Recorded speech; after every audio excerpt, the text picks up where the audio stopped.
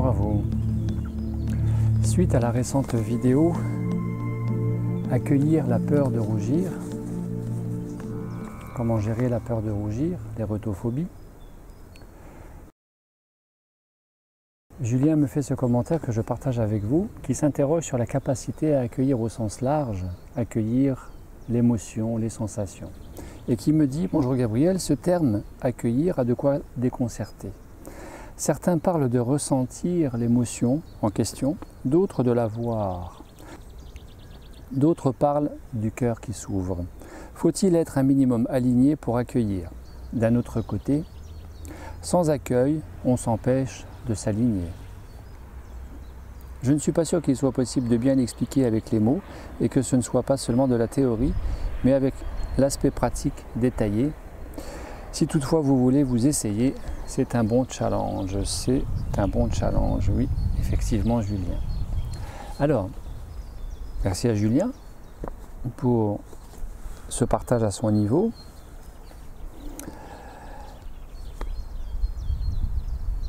Comment pouvons-nous accueillir, que ce soit émotion, que ce soit sensation corporelle, que ce soit une pensée, que ce soit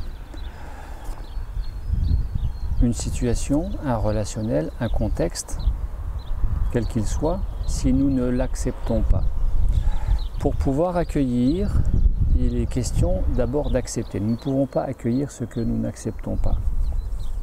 Ça, c'est très important à dire, il me semble. Et par ailleurs, accueillir ne veut pas dire se résigner, se soumettre. Accueillir repose sur un minimum d'accord envers soi-même, d'être en phase, en accord avec soi-même. Et de là parle Julien du fameux alignement. Faut-il être aligné pour pouvoir accueillir? Pas forcément, un minimum en phase avec soi-même.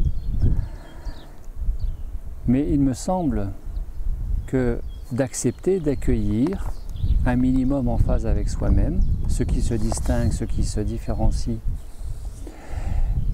de la résignation ou de la soumission, qui est une pseudo-acceptation, un pseudo-accueil, eh bien accueillir favorise grandement l'alignement, c'est-à-dire participe à la cohérence. Parce que ce que j'accueille, bras ouverts, s'intègre beaucoup plus facilement, tout simplement, s'efface.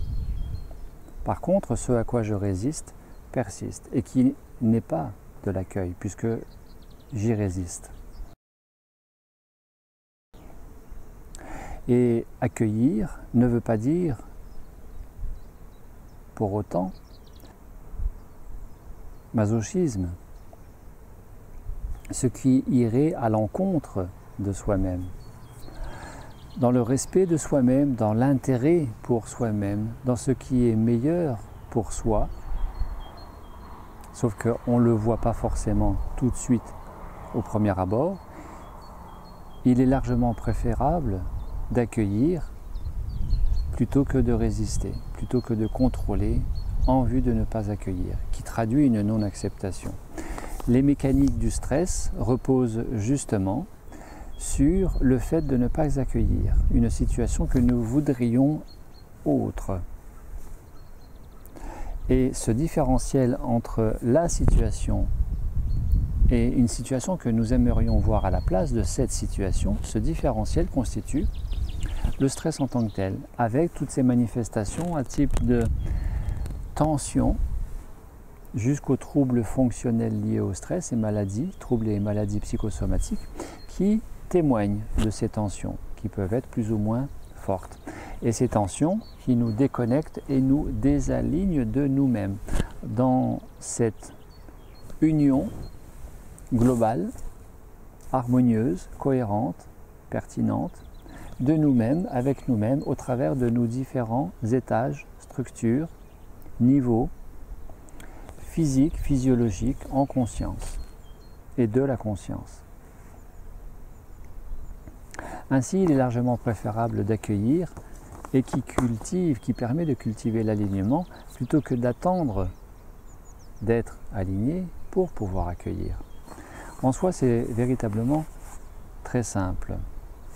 Mais nous sommes habitués depuis notre naissance, si nous regardons bien, à ne pas accueillir, à être le plus souvent en réactance avec ce qui nous dérange. Et ce qui fait le lit, ce qui constitue le lit de nos frustrations, insatisfactions, ruminations, voire souffrances, en passant par, une fois encore, les maladies psychosomatiques, du fait de ne pas accepter, du fait d'être en désaccord avec la réalité d'une situation donnée que nous refusons de vivre, tout simplement parce que nous sommes en désaccord avec nous-mêmes. Alors, comment accueillir? Eh bien, Julien peut-être n'a-t-il pas vu cette vidéo qui est la nourriture en conscience de Point le Bonheur, qui dure à peu près 20 minutes, où je présente en démonstration une approche très simple, la clé de sol, sujet, objet, lieu, avec soi-même, avec l'entourage, avec intérieur, extérieur, dans cette démarche en conscience, d'accueillir les sensations, les émotions, et donc une situation donnée à l'origine peut-être de ces sensations et émotions. À défaut de quoi, le non-accueil favorise la souffrance, accueillir ou souffrir. C'est à la fois simple et à la fois complexe. Comment accueillir ce que nous n'acceptons pas?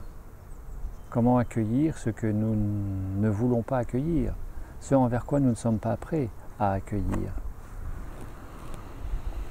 Quelle serait dans la balance gain, bénéfice, perte au fait d'accueillir quelque chose qui nous dérange? Quels seraient dans la balance les avantages et les inconvénients d'accueillir?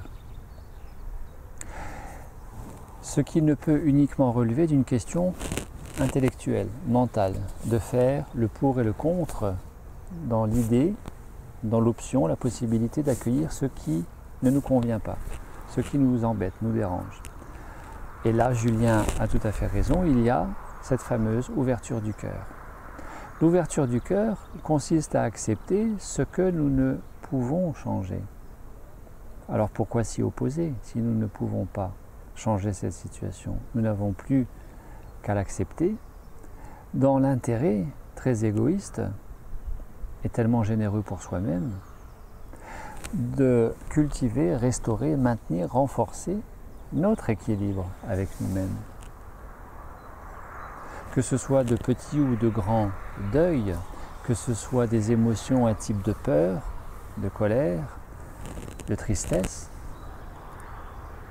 Pourquoi persister, s'enferrer, se conforter,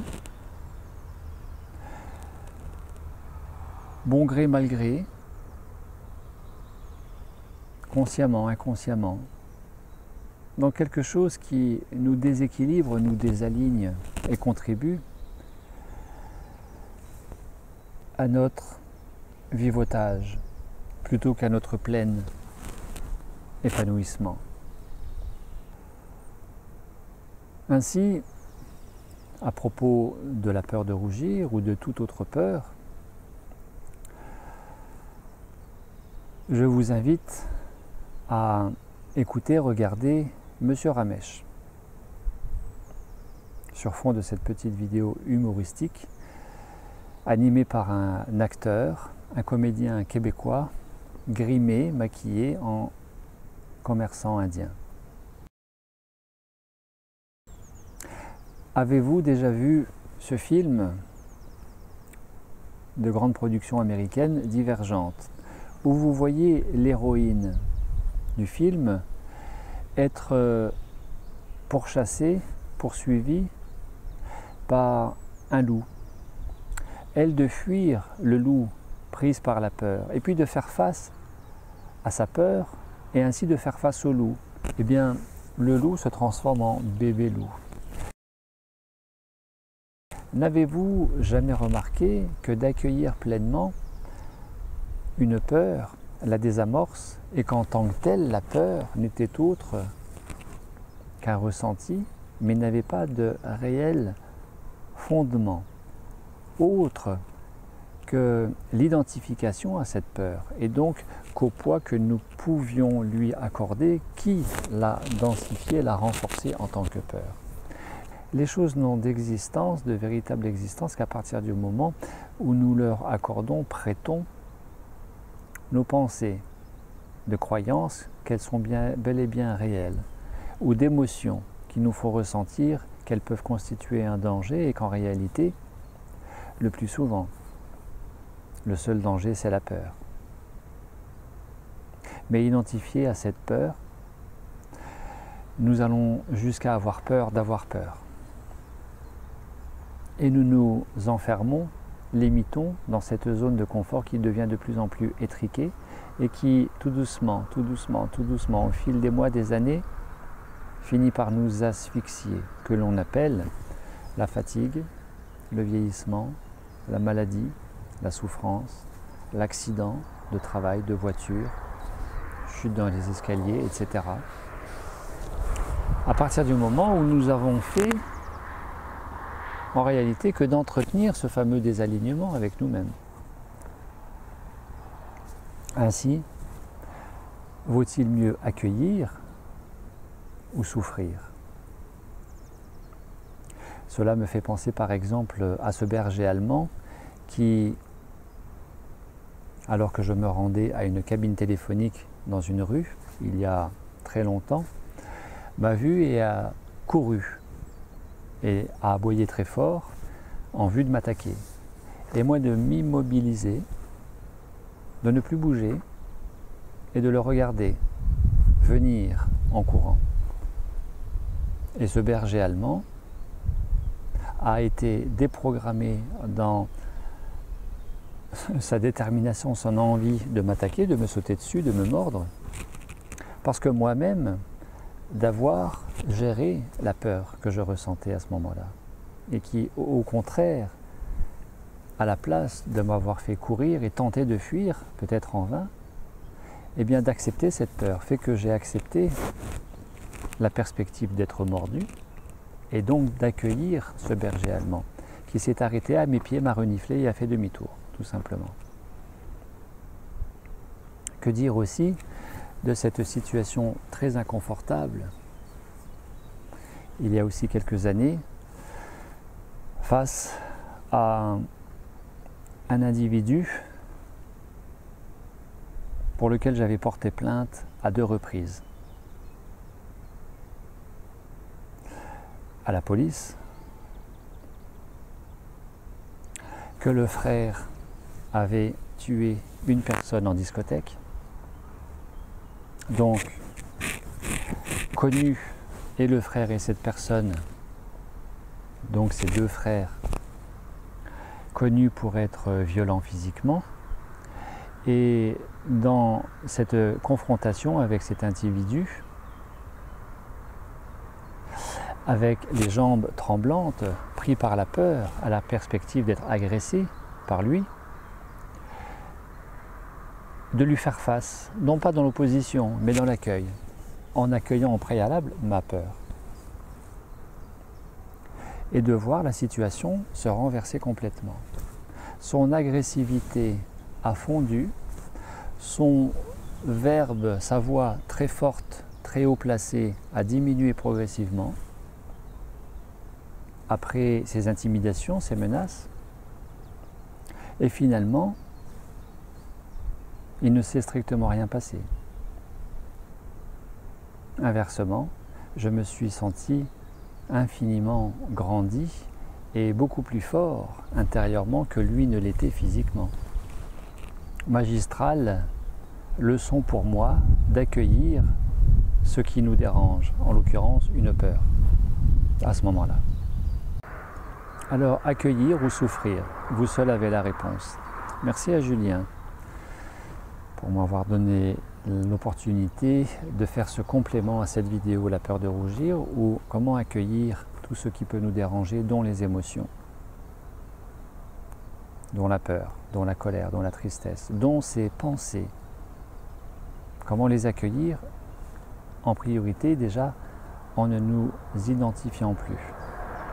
Pensée désalignante, émotion désalignante, bien plus et bien plus pertinent que de les rejeter, de les refuser, de les combattre, de lutter contre, de les ignorer, et bien de les accueillir en conscience et de se laisser traverser en conscience par les sensations et émotions qui peuvent résulter d'une pensée, d'une situation, d'un contexte, d'une relation, en vue de maintenir, cultiver cet alignement, qui résulte bien plus d'accueillir en acceptant que le simple fait d'être d'abord aligné permettrait davantage d'accueillir et d'accepter. Je n'y crois pas vraiment. Cultiver l'accueil et l'acceptation permet de cultiver l'alignement. Merci à vous, à très bientôt. Au revoir.